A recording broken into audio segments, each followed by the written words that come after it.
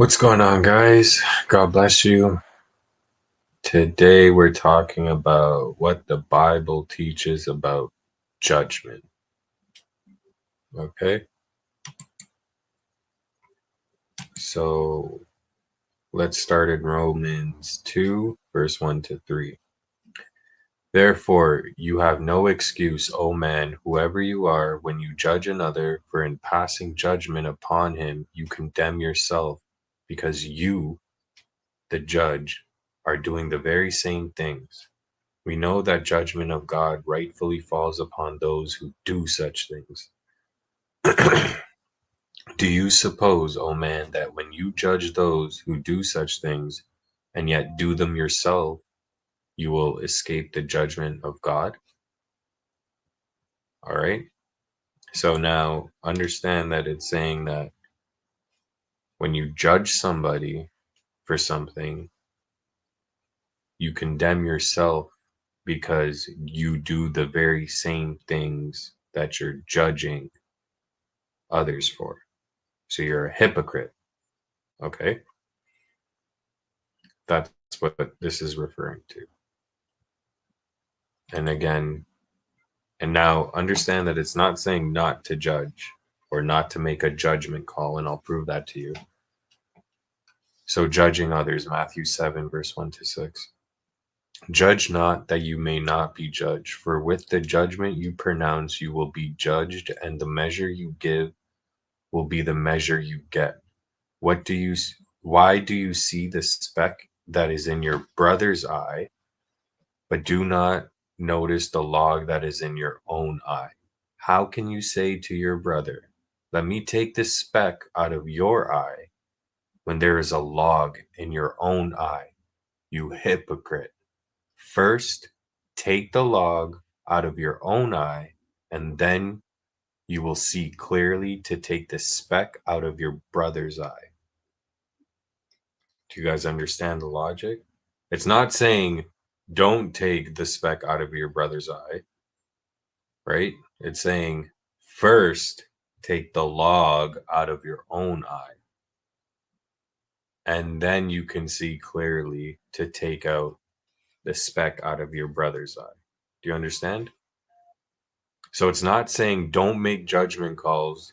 It's telling you to be careful about when you pronounce judgment and what you're pronouncing judgment on, right? So, for example, if you condemn someone for having sex before marriage, right? But you yourself are addicted to masturbation, that's wrong. Okay, so you're judging someone for being sexually immoral when you yourself are being sexually immoral, right? Because it's a sin, guys, just in case you guys didn't know. And notice that it's again dealing with you being a hypocrite when you judge somebody, right? So if you're doing it and you're judging someone else for it, you're a hypocrite. That's wrong. And you will be judged the same way you judge that person. And then look, do not give what is holy. Do not give dogs what is holy, and do not throw your pearls before swine, lest they trample them underfoot and turn to attack you. So right away, the Lord tells you after this verse about being a hypocrite, he's telling you to make a judgment call. Do not give dogs what is holy. So he's not talking about animals here. He's talking about people. He's referring to people as dogs and pigs spiritually, right? So he's telling you, make a judgment call.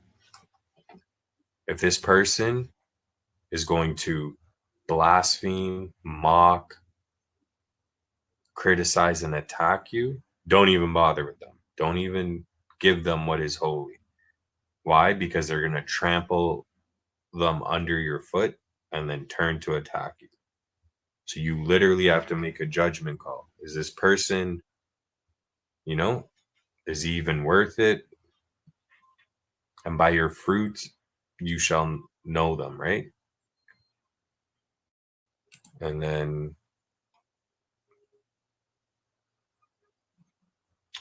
here's another verse just pretty much explaining the same point. Judge not, and you will not be judged. Condemn not, and you will not be condemned. Forgive, and you will be forgiven. Give, and it will be given to you. Good measure, pressed down, shaken together, running over, will be put into your lap. For the measure you give will be the measure you get back. Right? So again, it's just the same type of principle. Just be careful, because when you judge someone else and you're doing the same thing, like, you will get judged, right? And now, so that's just when it comes to judging others, how you guys should conduct it. It's not saying don't make judgment calls. You can make judgment calls. You can call people out for their sin, their error, but you need to clean yourself up and make sure you're not doing those things, right? And then I'm going to show you that when you die, you will be judged, okay? In the book of Sirach, do not say, I have enough, and what calamity could happen to me in the future. In the day of prosperity, adversity is forgotten, and in the day of adversity, prosperity is not remembered. For it is easy in the sight of the Lord to reward a man on the day of death according to his conduct. The misery of an hour makes one forget luxury, and at the close of a man's life, his deeds will be revealed. Call no one happy before death. A man will be known through his children. Honestly, I recommend you guys read this book. Even if you're Protestant, honestly, there's a lot of wisdom in these books that you guys are just kind of missing out on. But yeah, notice here it says, in the sight of the Lord to reward a man on the day of death according to his conduct. So you will be rewarded according to the way you conducted yourself on earth, right? So after death, there will be judgment. Here's more proof of it. And just as it is appointed for men to die once, and after that comes judgment. All right. So if you guys were confused, after you die, you will be judged. And now I'm going to show you that the apostles actually judge the 12 tribes. Jesus said to them, truly I say to you, in the new world, when the Son of Man shall sit on his glorious throne, you who have followed me will also sit on 12 thrones, judging the 12 tribes of Israel. Did you guys let that sink in for a second? The apostles will be judging the 12 tribes of Israel. So when we talk about heaven and the kingdom, there's levels, certain kind of levels to it, right? So understand that the apostles will be on 12 thrones judging the 12 tribes. And obviously, guys, we know Judas didn't make it, but if you read, I think it was Matthias that took his place. But yeah, so the Bible also teaches that the apostles will be judging the 12 tribes of Israel. Okay?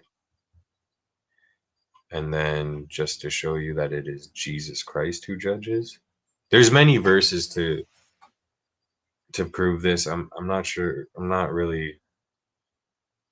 don't think I really need to let you guys know that Jesus judges, but I am not aware of anything against myself, but I am not thereby acquitted. It is the Lord who judges me. And then in Matthew, for the Son of Man is to come with his angels in the glory of his Father, and then he will repay every man for what he has done. Who is the Son of Man? Obviously, guys, it's Jesus. Okay, and now I'll show you that you will be judged according to your deeds, right? So basically, guys, according to your works and what you've done. So faith without works is, sorry, guys, it's not a thing. Do not be deceived. God is not mocked. For whatever a man sows, that he will also reap. For he who sows to his own flesh will from the flesh reap corruption. But he who sows to the Spirit will from the Spirit reap eternal life.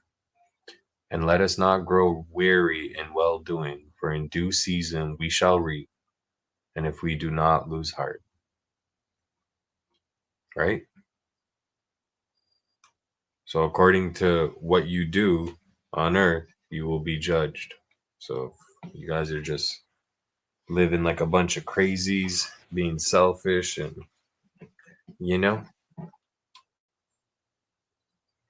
and in First Peter, and if you invoke as Father him who judges each one impartially according to his deeds,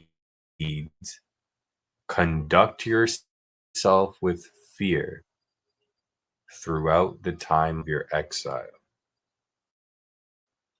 So the way you live, you better live in fear of God. So don't be doing the things that the world does, right? And then now I'm going to end it off with this one.